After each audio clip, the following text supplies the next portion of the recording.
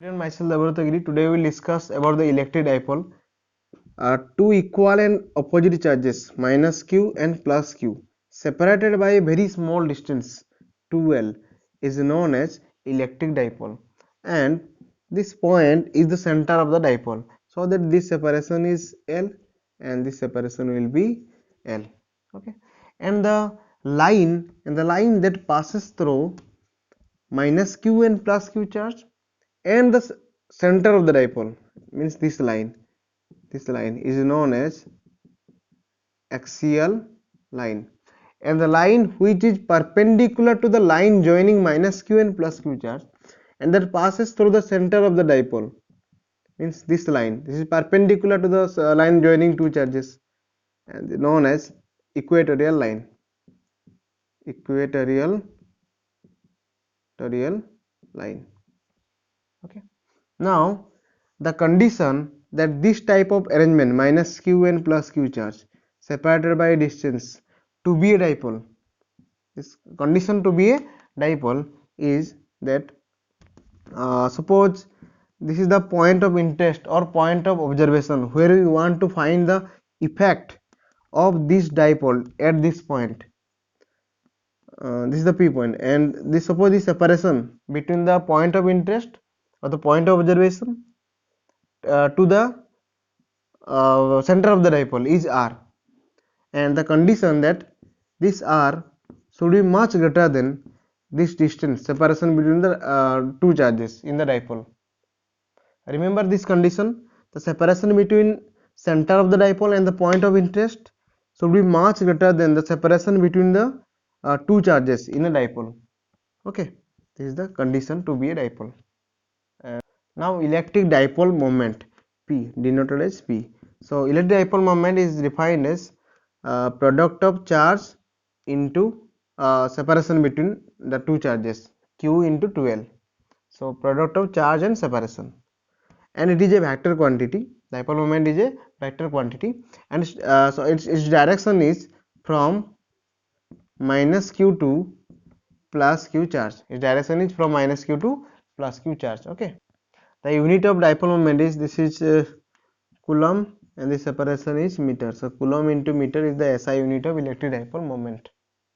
Now find the expression for electric field at a point on the axial line due to this dipole. This is minus q charge and this is plus q charge separated by distance 2l, and this O is the center of dipole. Suppose P be the point of interest or the point at which on the axial line where we want to find the electric field due to this dipole, and you see this separation is 2l and this is the center of the dipole, so this distance will be L and this is also L, and the point P is situated at a distance r from the center of the dipole, so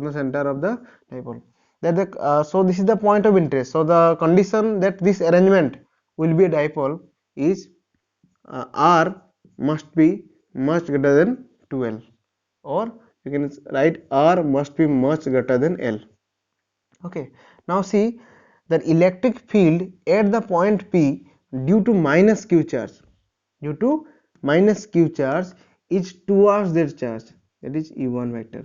Suppose E1 vector, electric field at point P due to minus q charge is towards that charge minus q charge, and electric field at the point P due to this plus q charge will be away from that charge. Suppose this is x point and this is A and B, so E1 will act along PB, and suppose this is E2, field due to plus q charge, it will act along Px. Okay, now find E1. E1 is the electric field at point P due to minus q charge. So the formula of electric field is 1 by 4 pi epsilon 0 q by r square. So q by separation, this separation, this is r and this is L, so this is r plus L square, and E2 will be 1 by 4 pi epsilon naught. This will be the electric field due to plus q charge, and then this separation is, this is r and this is L, so this is r minus L, so q by r minus L whole square. Okay, Now you can clearly see this E1 electric field and E2 electric field are exactly opposite to each other, and this angle is separation between, or the angle between them is 180 degree. So E net will be E2 minus E1. E2 minus E1. Since E2 is greater, means you can see this is Qi for pi epsilon 0 and this is Qi for pi epsilon. These are same in both the cases. Only difference is this is r plus n and this is r minus l. Since it is less r minus l, so E2 will be greater. So E2 E net will be E2 minus E1. So value of E2 is 1 by 4 pi epsilon naught Q by r minus l square, and E1 is 1 by 4 pi epsilon naught Q by r plus l square. I am writing here.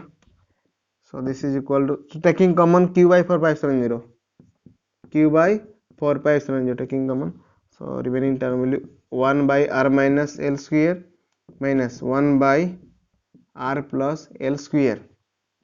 Okay, so now this is for Q by 4 pi epsilon naught, taking LCM, this is r minus l square, this is r plus l square.